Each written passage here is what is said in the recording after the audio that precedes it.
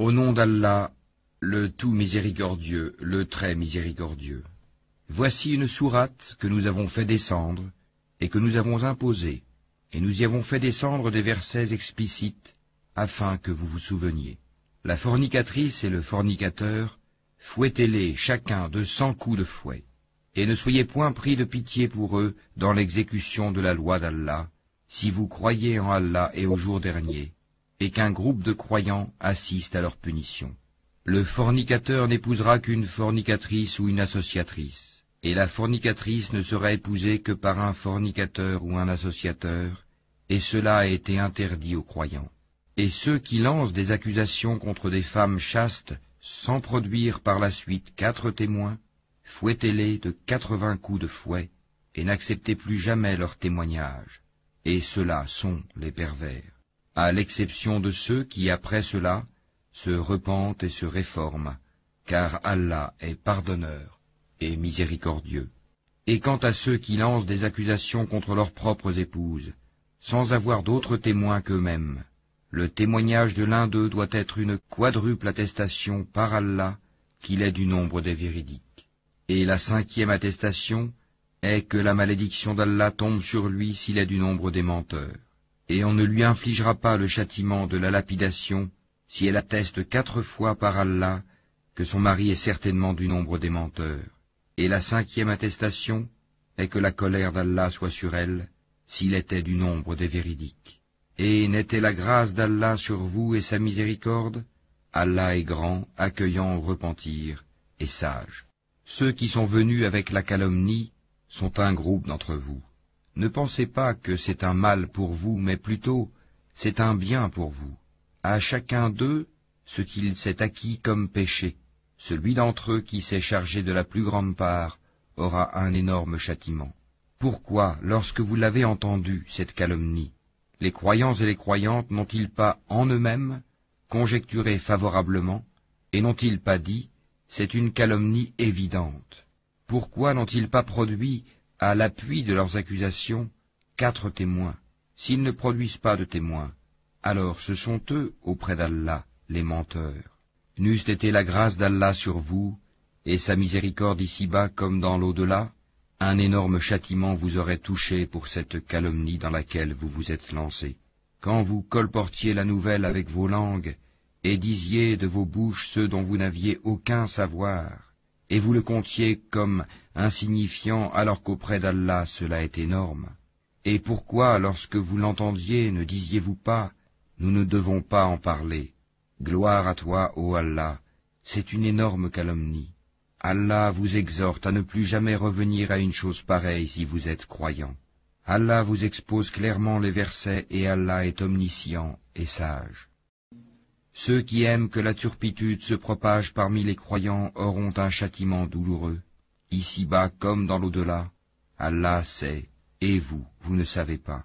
Et n'eût été la grâce d'Allah sur vous et sa miséricorde, et n'eût été qu'Allah est compatissant et miséricordieux. Ô vous qui avez cru, ne suivez pas les pas du diable. Quiconque suit les pas du diable, sachez que celui-ci ordonne la turpitude et le blâmable. Et n'eût été la grâce d'Allah envers vous et sa miséricorde, nul d'entre vous n'aurait jamais été pur. Mais Allah purifie qui il veut, et Allah est audient et omniscient.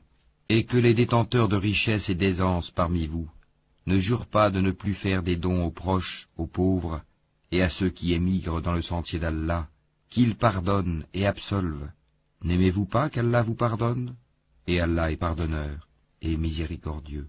Ceux qui lancent des accusations contre les femmes vertueuses, chastes, qui ne pensent même pas à commettre la turpitude, et croyantes, sont maudits ici-bas comme dans l'au-delà. Ils auront un énorme châtiment.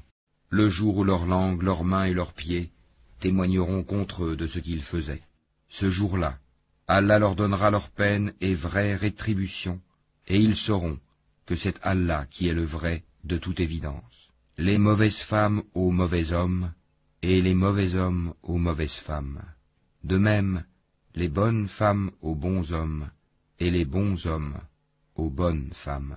Ceux-là sont innocents de ce que les autres disent, ils ont un pardon et une récompense généreuse.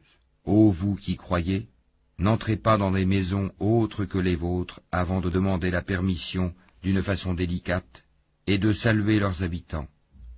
Cela est meilleur pour vous, peut-être vous souvenez-vous. Si vous n'y trouvez personne, alors n'y entrez pas avant que permission vous soit donnée. Et si on vous dit retournez, eh bien retournez. Cela est plus pur pour vous, et Allah de ce que vous faites est omniscient.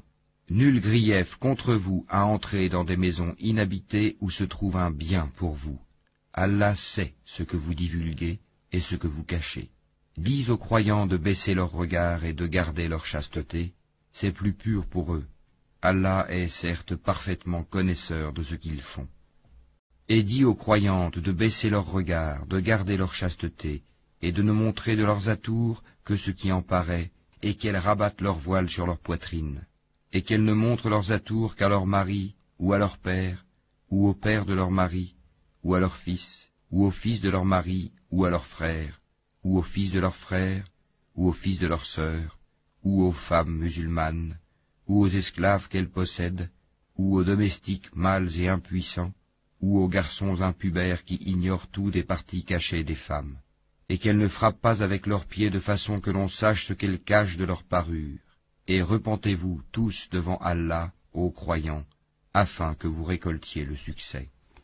Mariez les célibataires d'entre vous et les gens de bien parmi vos esclaves, hommes et femmes.